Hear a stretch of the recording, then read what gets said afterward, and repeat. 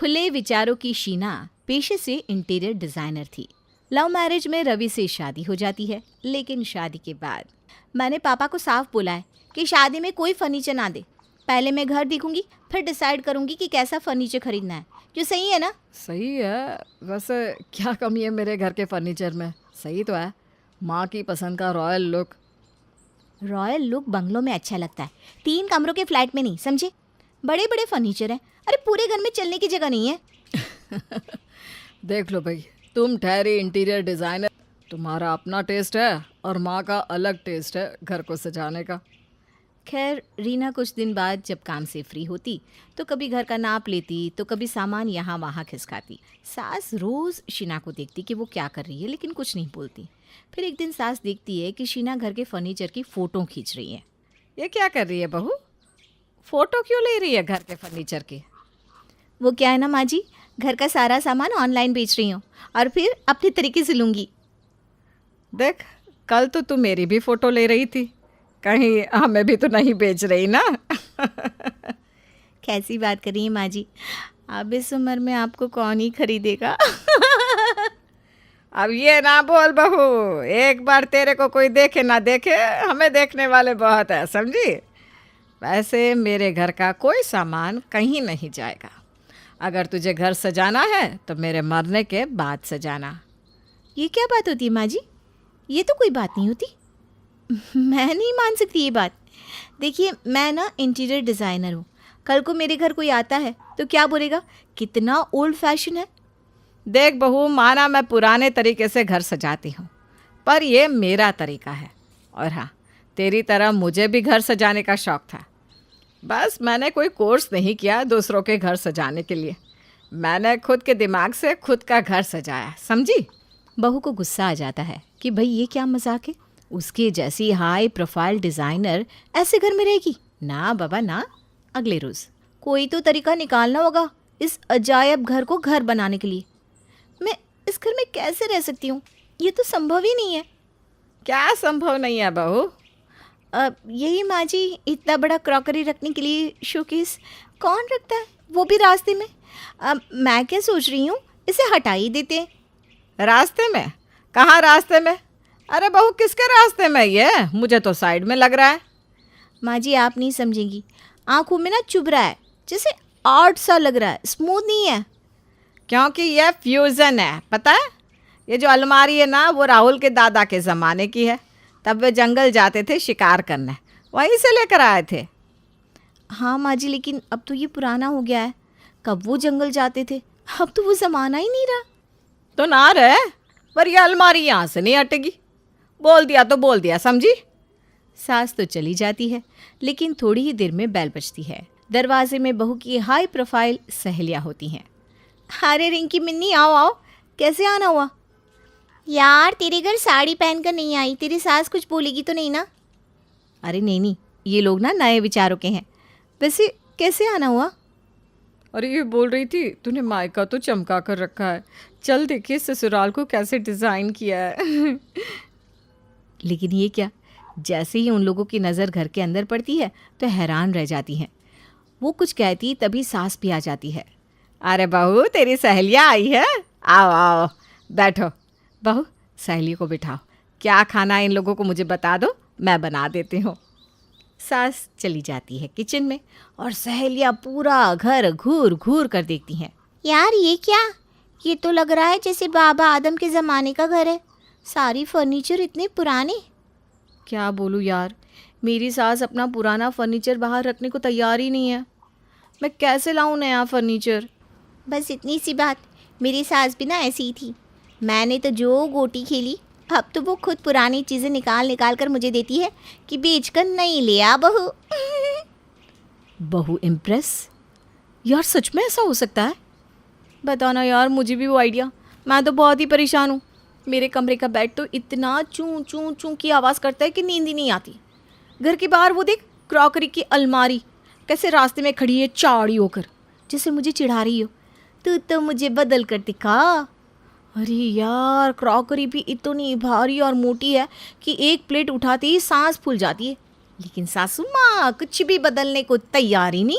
तो तू अपने पापा को क्यों नहीं बोलती कि सारा नया फर्नीचर दे दे? अरे मैंने तो वही सोचा था कि पहले इनके घर आऊँगी, घर का एरिया और लुक देखूंगी, उस हिसाब से नया फर्नीचर लूँगी। लेकिन यहाँ आकर तो सास ने जो बुरा हाल कर रखा है क्या बताऊँ यार। मेरी तो सारी डिज़ाइनिंग की पढ़ाई ठप है जब मैं खुद का घर ही नहीं सजा सकती। बहू बात कर रही थी कि सास आ जाती है हाथ में ढेर सारा चाय नाश्ता लेकर। देखो ना, तुम लोग ही इसे समझाओ, आए दिन घर के फर्नीचर को बेचने की बात करती है।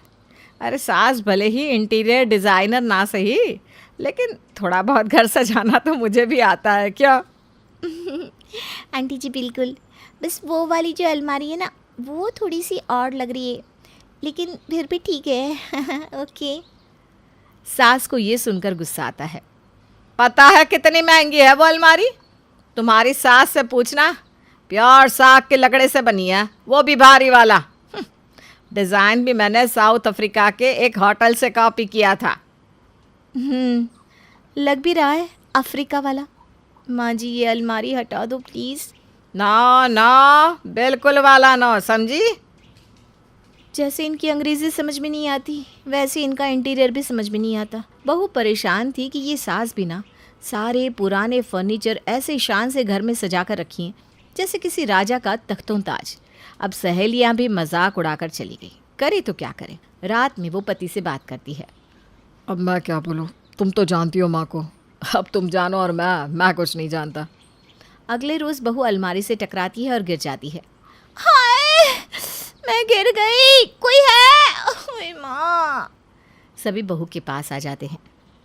क्या है, सड़क पर अलमारी लगा रखी है, आते जाते पूछते रहो। यार प्लीज़ यहाँ से ये अलमारी हटा दो, नहीं तो मैं फिर से गिर जाऊंगी। अलमारी से गिर गई? अरे हम तो ना गिरे पिछले 50 साल से, तुम्हें 50 दिन भी ना हुए और गिर गई। तो अब क्या 50 साल रहकर गिरूं? पैर फंसा तो गिर गई। हाँ माँ, अब क्या जिद है, हटा दो ना। ये बड़ी सी अलमारी बीच रास्ते में अच्छी भी नहीं लगती। कई बार तो मैं भी गिरते गिरते बचाऊं।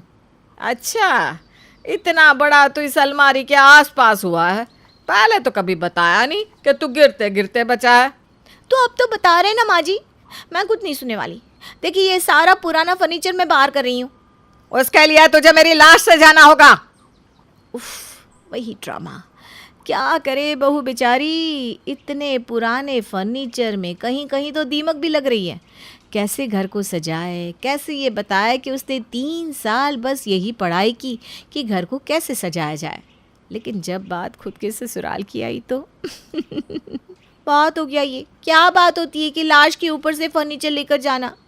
न जाने कौन से ज़माने के फिल्मी डायलॉग चल रहे हैं माँ के पास तुम्हारी। तभी घर की बेल बजती है।